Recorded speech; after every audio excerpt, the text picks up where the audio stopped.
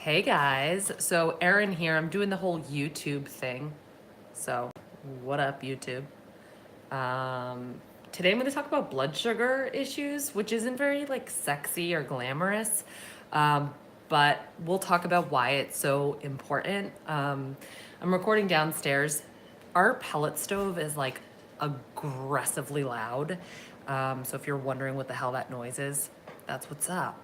But I'm home alone today and I really wanted to utilize my whole space. It's a Sunday, so if you're on YouTube watching me, you have privy to my unshowered, unkempt self. I just kind of not ranted, I just posted on Instagram about so I'm home alone on a Sunday. My whole family is all together celebrating, and I'm here by myself. I chose to stay home to work because I had work to get done. And I know that there's this like huge anti-hustle movement in the whole entrepreneur, solopreneur space. And I appreciate that. I mean, I don't think we should work to the point where we die, but at the same time, I don't know one single successful entrepreneur, solopreneur, small business owner, whatever you want to call them, that isn't hustling. And I think sometimes we just have to be a little bit transparent about how much we actually work, because it's a shitload. If you are running your own business, you're working a lot. So sometimes that comes with a sacrifice, like not being with your family on Sundays, but you do what you got to do. I don't think I'm going to be able to look at the camera this whole time, so pardon me for looking away. That would be really, really distracting. Anyway, let's dive in. We're talking about blood sugar. I know it's not glamorous. I have to think of a kind of like a catchy title for this so people will actually listen to this episode, because I don't really think anyone cares about blood sugar. But it's arguably one of the most important things to talk about when we're talking about health, and we're trying to put together this like owner's manual for our own healthy bodies, which I think we all should do, because we know our body is different than, our next door neighbor is different than our cousin, is different than Sally's and Jane's. And we have to be able to figure out what's appropriate for me and when, right? And that's kind of what I'm talking about with like putting together the owner's manual for your own body. I don't think most people understand just how deeply unstable blood sugar impacts their health. It impacts everything from hormonal balance to thyroid function. I mean, we've talked about that ad nauseum on this show, to inflammation, to brain health. I mean, it's kind of a big deal. But the thing is, most people don't understand, if they are experiencing high blood sugar, low blood sugar, or both, they don't understand that's what they're going through. So like somebody's not going to run to their doctor and be like, hey doc, I've got low blood sugar, or hey doc, I've got high blood sugar. Instead, chief complaints are usually things like I'm lacking motivation, I'm lacking drive, I have depression, chronic body aches and pains, I'm unable to recover from an injury, I've got significant pain or inflammation in my body. Most people, physicians included, don't really understand just how much unstable blood sugar underlies many of the symptoms that we experience on the reg. Things like exhaustion, insomnia, anxiety, depression, brain fog, hanger. I did a recent YouTube video on hanger, and it's more than just an inconvenience. Hanger is really feeling hangry, or like so hungry you're angry. If you feel that way frequently, it's really pretty representative of a much larger problem going on, which is blood sugar dysregulation. So I think it's important for us to all collectively get a beat on this, get a beat on blood sugar, how important it is, what we need to know about it. I think it's one of the most essential things a person can do in order to improve and maintain the health of their body and also their brain. We got to normalize our blood sugar. And guys, if you're after aesthetic goals, so I'm talking a lot about health here, but if you're more after aesthetic goals, that's cool. I'm not here to try to change your mind or shame you or take that away from you. I want you guys to also understand that low blood sugar and high blood sugar can cause you to gain weight. They can cause weight loss resistance. It's really more about this inflammatory process and an inflammatory cycle that's very hard to get out of. So people, people with chronic issues, these ongoing issues, they have a lot of issues throughout their entire body. It might be migraines, pain, hypertension, that's high blood pressure, muscle atrophy, infertility, we know that's a big one, asthma, arthritis, osteoporosis, sleep apnea, that's another big sign. But these symptoms, these are like the complaints that we go to our doctors about, or the things that we know are wrong with us, right? These symptoms might actually be secondary to blood sugar patterns. So if we're going after the symptoms, which we do in in our current healthcare model in conventional medicine, if we're going after those symptoms, but we're overlooking the underlying blood sugar dysregulation, then it's nearly impossible to unwind these chronic conditions. We hear a lot about high blood sugar issues because high blood sugar goes hand in hand. Unregulated chronic high blood sugar goes hand in hand with diabetes. And diabetes is an absolute epidemic. We hear about it all the time, right? Diabetes is expensive. If you show up with high blood glucose, high blood sugar, and high insulin, they're going to start you on a medication like metformin. And eventually that will probably progress to hypertension medications. And eventually that will probably progress to statin drugs. And then this keeps going until you're on like 6, 7, 8 medications. And all of these drugs over the lifetime of a patient is extraordinarily expensive. And again, we're trying to manage all of those symptoms and all of the fallouts of insulin. We'll talk about that in a little bit, of this like vicious insulin cycle. It's high blood sugar, high insulin cycle.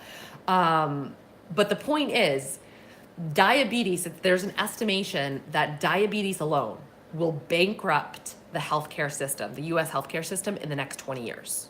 Like, it's that expensive, and it's that mismanaged, and it's that significant of an issue. So we really have to start to ask the questions: how do we manage this blood sugar epidemic? What do we do?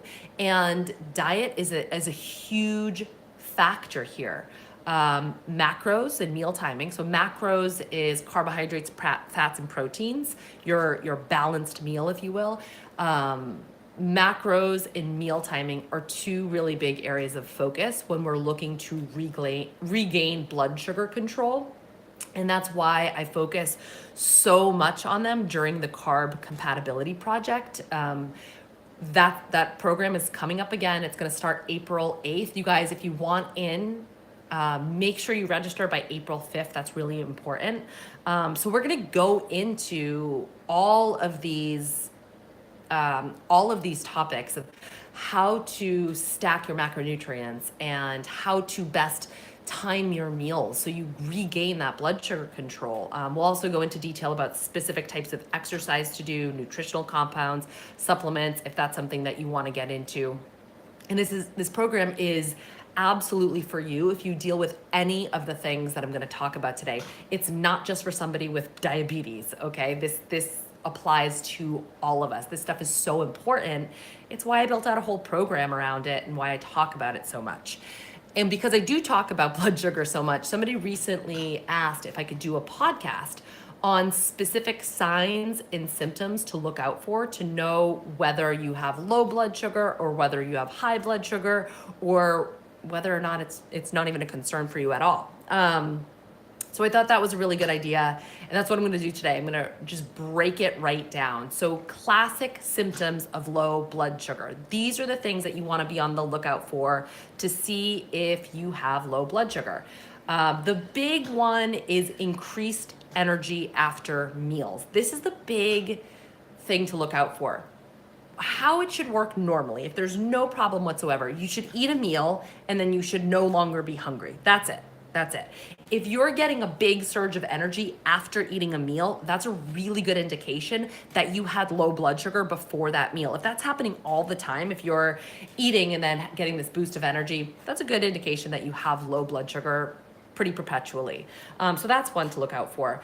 If you're craving sweets in between meals, that's a good indication that your blood sugar has dropped in between your meals. So that's another thing to look out for. Now, if your blood sugar drops and there's no food in the tank, if there's no food, if you're not eating food, what will happen is your body will start to produce cortisol. So cortisol is our main stress hormone, and that will kick in because that has an effect on blood sugar. So cortisol will kick in to bump up blood sugar, and that can leave us feeling a little bit almost like over caffeinated. You know that feeling when you drink too much coffee where you're kind of like buzzing a little bit? If you get a cortisol bump from low blood sugar, you can start to feel like a little bit out of sorts because of that. If you're depending on coffee and sugar for energy throughout the day, that's another good indication that you have low blood sugar. You're not adequately fueled. So you're relying on almost like exogenous forms of energy, like caffeine, sugar, in order to keep your blood sugar stable. It's not really a good place to be in. Now, I'm talking about cortisol. Cortisol dysregulation goes hand in hand with something called adrenal fatigue. And these two things, cortisol dysregulation and blood sugar dysregulation, are pretty intimately connected. So where there's one, there's usually another one. So some other signs of low blood sugar is irritability if meals are missed.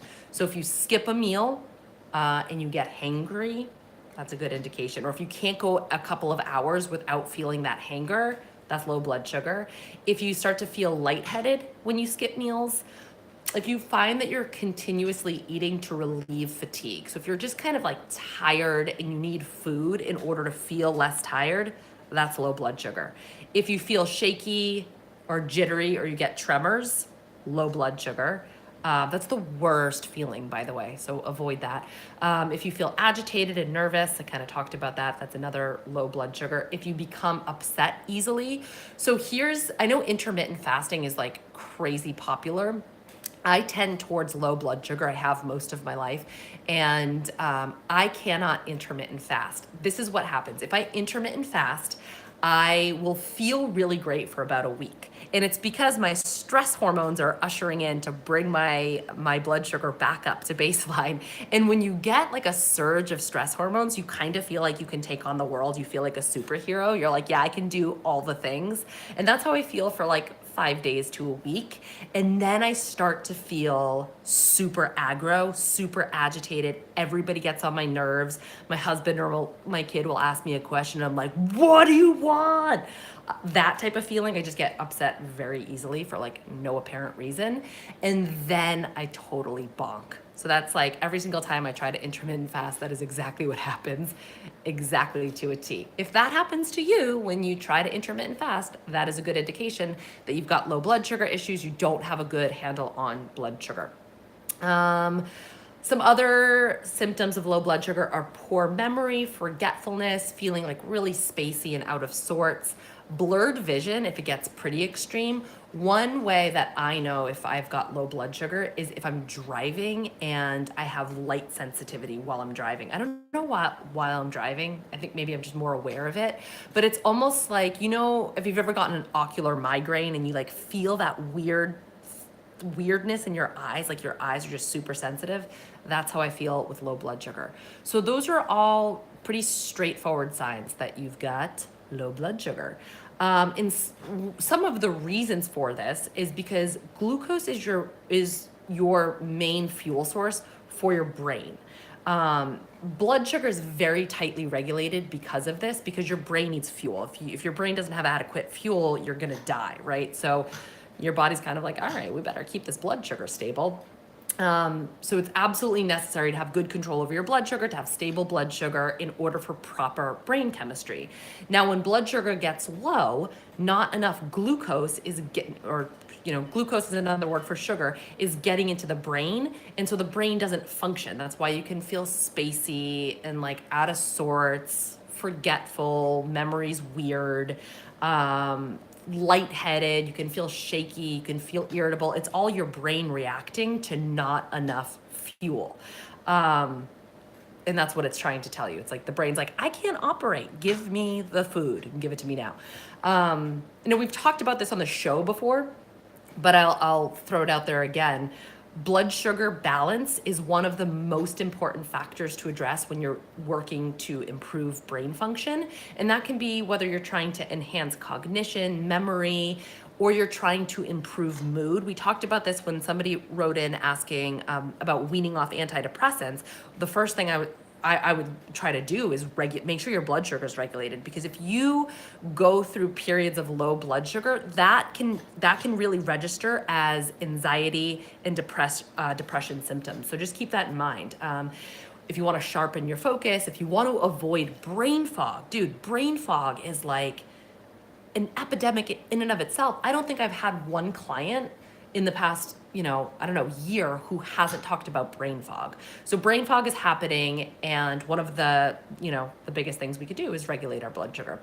Another thing to keep in mind is that when blood sugar drops and spikes too often, it triggers this whole inflammatory cascade of reactions, and that in and of itself, that inflammation can also lead to depression. There's a whole theory of I'm no expert on this model or on this topic, but inflammation as the driver for some types of depression. And if we can get the inflammation under control, then we can get the mood stabilized as well.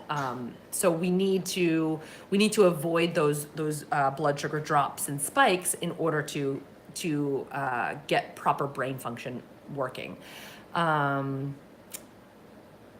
This is something I've also mentioned on the show, but this is like a pretty big deal.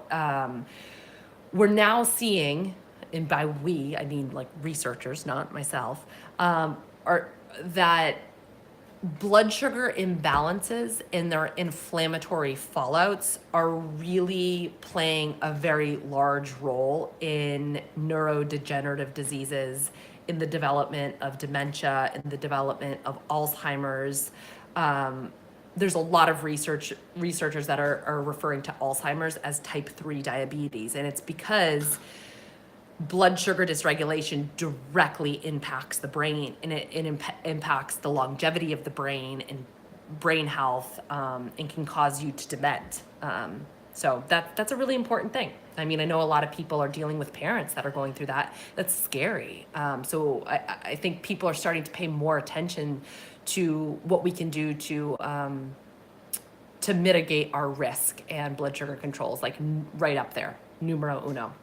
Now I tend to see, I'm talking about low blood sugar right now. That's what I tend to see a lot in my practice. I work primarily with women, as you guys know, and I do see a lot of symptoms of low blood sugar. I think there's a very big component to under eating calories. If you're not eating adequate calories, you're not getting adequate fuel. You're not getting adequate blood sugar. Duh. Now we talk about this all the time on the show, so I'm not going to go into like a ton of detail about that. I mean, listen to like episode 1 through 53. I probably talked about eating an appropriate amount of food for your body in all of the shows. But another thing that I'm seeing this more and more too, is that we're not making time for proper meals. A 200 calorie bar is not a meal. It's not. It's never going to be a meal. I'm never going to tell you that's an adequate meal for anybody. So I keep hearing this, I'm too busy to eat. I heard it so much that a couple of years ago, I wrote an entire blog post about it, and I'll post it in the show notes. But it's called 6 Tips for Moms Who Don't Have Time to Eat. But it's not just moms that I'm hearing this. I can hear it from teenagers, from kidless women, from retirees, from stay-at-home moms. It's like everybody's saying the same thing, regardless of their schedules. And so we've all like sort of bought into this idea that we're too busy to eat. And we're also getting that message echo back to us, like that whole rhetoric of, you're so busy, here's a meal replacement bar, here's a shake, here's a powder for you since you have no time for real food, right? The whole I'm too busy to eat thing has just become this like socially acceptable rhetoric, where now it's just like very commonplace to say that. It's almost like, duh, well, I can't eat lunch, I'm too busy, I'm working, hello, duh. And I'm like, yeah, no. I'm trying to change that whole mentality into one of like, hey, you're important, your life matters, you actually deserve to eat. Because not having time, not having time to eat or forgetting to eat really just boils down to the fact that you're not making yourself a priority, right? That's what it boils down to. Like, you would never tell your kid, like, oh, I'm too busy to make you a meal, or I'm too busy, I'm too busy to provide food for you, yet we're doing this to ourselves, like, on the reg. I just think we need to get to a point. This is obviously a much bigger topic, but we need to get to a place where we make feeding ourselves a normal, automatic, guiltless act. And if we can get there, it's like staking a claim on our own lives. It's like proclaiming to the world, like, hey, today I matter. Today I eat breakfast. Today I matter, right? And in doing so, we actually get to mitigate blood sugar problems. So it's a win-win. So anyway, the interesting thing that's so often overlooked with all of this is that under eating, whether you're under eating food in general, under eating calories, whatever, it almost always leads to overeating. And when our blood sugar gets so low, we become like those cagey animals, like, all those feelings of like aggro, like I need food, I'm hangry, I'm gonna claw your face off if I can't eat right this second. And it becomes very hard to tune into our true hunger signals. So just keep that in mind. If you're restricting food from a place of I wanna lose weight, or if you're just too busy to eat, if that mentality is running around in your head, just understand that the fallout of this is not just low blood sugar, but it's also overeating. So many people talk about binging at night or overeating at night. And I'm like, are you really binging? Are you really eating? Or are you just kind of making up for a day's worth of starvation? Because if you starve yourself all day, if you undereat all day, your blood sugar is going to be low, your body's going to be underfed, and of course your brain's going to tell your body that you're hungry and you're going to eat. So that's just something to keep in mind, a little bit of a tangent there. Now, with low blood sugar and high blood sugar, it's not just like an either or situation. It can be an and both. High blood sugar and low blood sugar can actually coexist. They're not mutually exclusive. So some people can swing back and forth between the two. So let's look at some signs and symptoms of high blood sugar so you can determine if you fit into that picture as well. Okay. I'm sorry if you, like, I just took a sip of my seltzer right into the microphone, and there's nothing worse to me than the sound of somebody swallowing. So if you just heard me swallow, I deeply apologize. All right. So the first big one is fatigue after eating. So just like with low blood sugar, if you get really energized after eating, with high blood sugar, you tend to feel tired after eating. And again, neither of those are appropriate responses. You should just eat the food and then you're no longer hungry, end of story. If you have big fluctuations in energy, that's a good indication that you don't have great blood sugar control. So fatigue and drowsiness after eating. If you feel like you eat a meal and you have to take a nap, or you eat a meal and you're like, oh my God, I need caffeine, I need some coffee right away, that's a good indication that you've got high blood sugar. If you have intense cravings for sweets after meals, and if your cravings for sweets aren't relieved after you eat them. So if you eat, like, so sometimes I don't deal with high blood sugar, but sometimes after eating dinner or after eating lunch, I want some dark chocolate. But I eat the dark chocolate and then I'm fine. If you have ongoing cravings for sweets throughout the course of the day, that's an indication of high blood sugar. Constant hunger, so you eat and you're still hungry. There's some leptin resistance going on here as well, most likely. I'm not gonna get into that today, but there's a big interplay of different hormones going on with high blood sugar that can lead you to just feel hungry all the time, even if you are getting adequate calories. Just general fatigue, just feeling tired all the time. Frequent urination, that's starting to move towards a diabetic state if you're urinating all the time. And this is irrespective of, I don't want people to hear this list and be like, oh my God, that's me, right? Like the hypochondriacs, like myself. I hear a list of symptoms, I'm like, yep, got them all. That's definitely me. But if you drink a ton of water and you pee a lot, that's one thing. But if you notice an uptick in urination and your urination frequency doesn't really seem to match how much water you're drinking, that's a sign of high blood sugar. Increased appetite and thirst, difficulty losing weight, migrating aches and pains, and also trouble falling asleep. Those can all be indications of high blood sugar. And I'm grabbing some of this stuff from Dr. Datis Karazian, by the way, who's great physician. Okay, high blood sugar will often go hand in hand with something called insulin resistance. Insulin resistance is a pretty big deal. So let's just talk briefly. I mean, I'm sure you've heard the term before. Like I said, it goes hand in hand with high blood sugar. It goes hand in hand with diabetes and metabolic syndrome, all of these epidemics of the industrialized world. But when blood sugar gets too high, what happens is the pancreas releases a hormone called insulin, and insulin grabs sugar out of the blood, and then it puts it into the body's cells and it puts it away to storage. So insulin is a storage hormone. This is a normal, natural process. It should be happening all the time. Like every time we eat carbs, especially, insulin's released and it shuttles glucose away where it needs to go. But if it's happening a lot, like, so if you're constantly dealing with high blood sugar, then you're constantly going to have high insulin levels. And after a while, what happens is that your cells develop resistance to insulin. The receptors won't grab onto that hormone, and then insulin and glucose cannot get into the cell.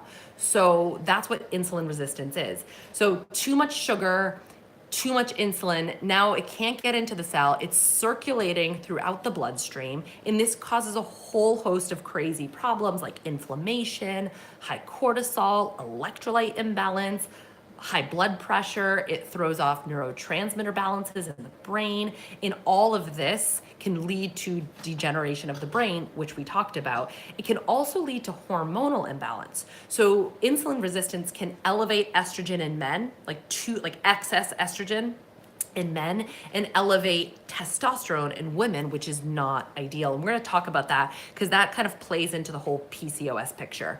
But just understand that there's this vicious cycle of insulin resistance.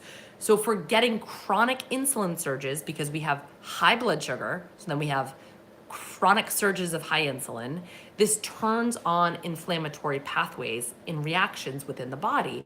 And that inflammation leads to even more insulin resistance. So the body's in this constant state of systemic inflammation. It's like inflammation that's run amok, and it's a hard cycle to get out of. Now, there are lab markers. So we last week, Kyle and I talked about specific labs that you can, or 2 weeks ago maybe, that you can ask your doc for. So there's specific labs that indicate insulin resistance. This is if you see high fasting blood glucose, high hemoglobin A1C, high triglycerides, high LDL, and low HDL. Now you can also straight up test insulin levels.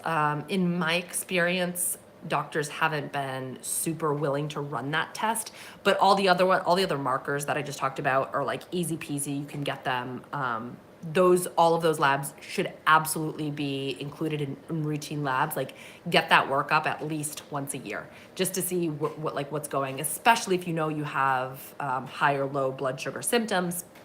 You want to see what's going on there. Now, I just mentioned PCOS and hormonal imbalance, and it's important to note here because I'm seeing more and more PCOS, and PCOS is the leading cause of infertility in women. So, like, something to talk about.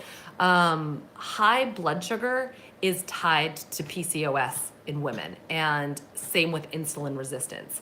So with PCOS, females tend to have higher androgen. So things like testosterone. Testosterone is higher in most women with PCOS. And that high testosterone is usually promoted by insulin. There's a whole gut interplay here that I'm not going to get into, but it's not as straightforward as I'm making it out to be. But blood sugar and insulin resistance certainly play into it.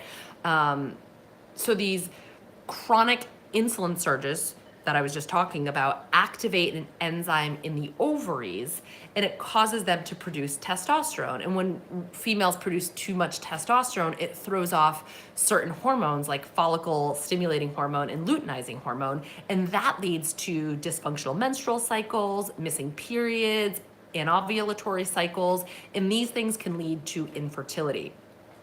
So that's how the whole PCOS really comes back to good blood sugar control. And just like with diabetes, the main approach in conventional medicine is to use insulin sensitizing drugs like metformin. So what I hear from a lot of my PCOS clients is that their doctor, if they do get a diagnosis, their doctor's like, go on metformin, exercise more, reduce your carbs, and lose weight. It's kind of like the classic approach.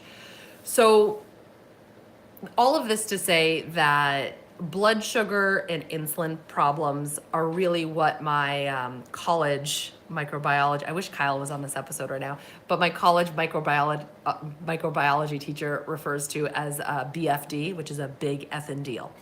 So we can't just overlook, if you're experiencing symptoms of low or high blood sugar, it has to be addressed. Like, it absolutely has to be addressed. And insulin, we talked about some causes of hypoglycemia, low blood sugar, but this insulin resistance and this hyperglycemia, high blood sugar, is really rooted in a high carb, high sugar diet, or the standard American diet. In other words, it's no wonder why diabetes is an epidemic in our country, right? Because we're on this carb heavy diet. And not to say there's anything wrong with carbs. I've talked about carbs a ton on the show. So go back and listen to those episodes if you're like, are carbs good or are carbs bad? I really tore that one apart. But if we're eating a high carb diet, which, like the old food pyramid, remember the base of the food pyramid was like all carbohydrates all the time. So we have it in our head that like a healthy diet requires a lot of carbohydrates. And even like people that are trying to eat right are still eating cereal or toast or oatmeal in the morning. And that just can be too much carbohydrate for the system. And then you think about like the average lunch is like a sandwich. And then dinner, people are eating like pastas and I don't know, what do normal people eat? Pizza, stuff like that. It's all a lot of carbohydrate. So if you are experiencing blood sugar swings, learning to adjust your carbohydrate intake is an essential part of managing blood sugar and managing insulin and managing insulin resistance. But unfortunately, it's not just as simple as dropping the carbs, right? And so that's what a lot of people are hearing, like, oh, I have to go on a low carb diet. And that might be true, but carb tolerance, like how many carbohydrates your body needs, is highly individualized based on your unique physiology and also external variables. So like other things that are happening in your life, exercise being one of them. So that's one thing. The other thing is that the gut microbiome, so all the bacteria and stuff we have living in our gut, is essential for healthy insulin signaling. So we need to have good gut health if we want good blood sugar control. And I think what happens with the low carb or even the ketogenic diet movement is we kind of throw the baby out with the bathwater. So we just get rid of all carbs without saying that, well, we need some carbs. We need some carbs, specific nutrients that are going to fuel our microbiome and fuel the bacteria that are living there. We need certain plant compounds and fibers in order to have a healthy microbiome, and we need a healthy microbiome in order to have healthy insulin signaling and blood sugar control. So you can see it's like our bodies are really, really complex webs that aren't as straightforward. They don't have a straightforward, simple answer, especially when we're talking about nutrition, right? Nutrition is not an exact science because it's this interplay of food with like this biochemical kind of shitstorm that is the human body, and we're all so different biochemically. So it really takes some tinkering to determine what's appropriate for you, especially as it comes to carbohydrates. This is really the crux of my carb compatibility project. It's why I created the program in the first place to figure out your tolerance in order to manage blood sugar, whether you have low blood sugar, high blood sugar, or you just have some symptoms that we discussed today. So it's managing that, but it's also supporting all the other systems in the body that assist with blood sugar control. And you guys, honestly, I don't spend my time creating superfluous stuff. This is really necessary. This program is so important to optimize your health. So I really hope that you guys can jump in on that. And if not, I hope that this episode helped you understand the deal with blood sugar. Cool.